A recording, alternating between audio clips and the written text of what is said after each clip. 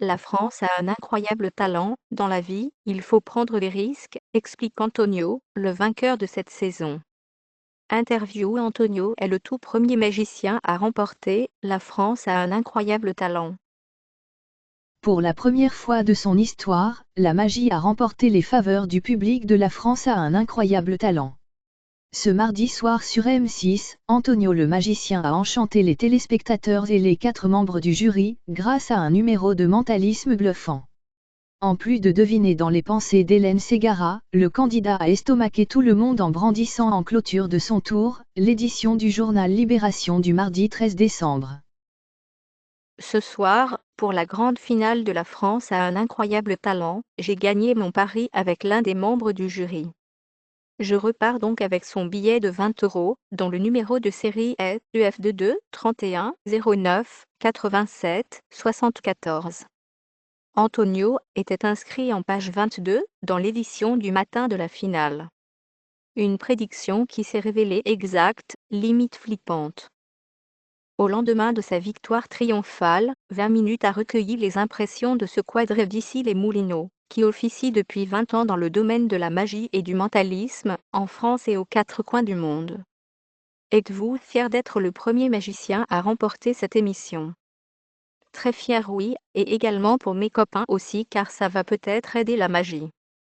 Mes collègues sont contents, j'ai plein de messages. Quand on est jugé par ses pairs et que ce sont de bons retours, c'est plutôt sympa. Devenir magicien était un rêve d'enfant pour vous? Pas du tout. Moi, je voulais être footballeur professionnel. Mais à l'âge de 20 ans, je me suis gravement blessée, j'ai eu un plâtre à la cheville pendant 6 mois. Du coup, je m'ennuyais, et il y avait des cours de théâtre, de magie et de danse en bas de chez moi.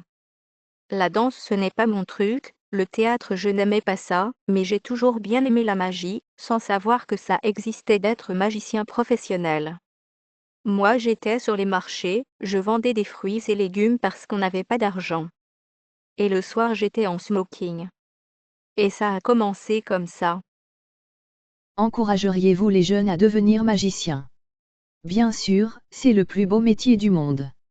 Les gens ont des étoiles dans les yeux quand ils vous regardent, vous travaillez dans de beaux endroits, vous êtes toujours bien habillé, toujours bien reçu. C'est génial. Après, ce n'est pas donné à tout le monde, il faut du travail, il faut aimer les gens, le contact. Qu'est-ce qu'un bon magicien selon vous?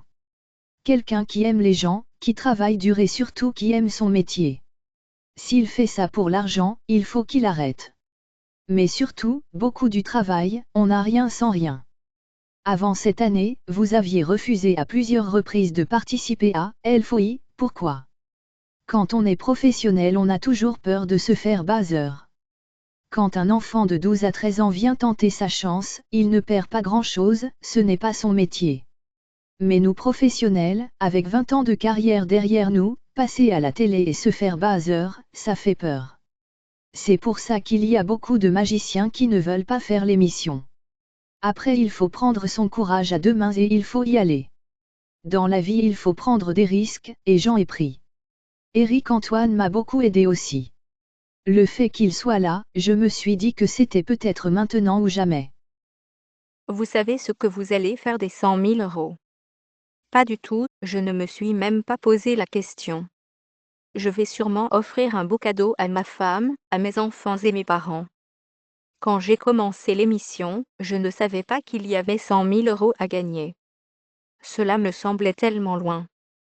Le premier passage était fin août, et moi je me disais que je n'irais jamais en finale, d'autant qu'il y a eu un niveau exceptionnel cette année. Et quels sont vos projets à venir? Peut-être un théâtre à Paris. Il y a peut-être un producteur qui me regarde, je ne sais pas.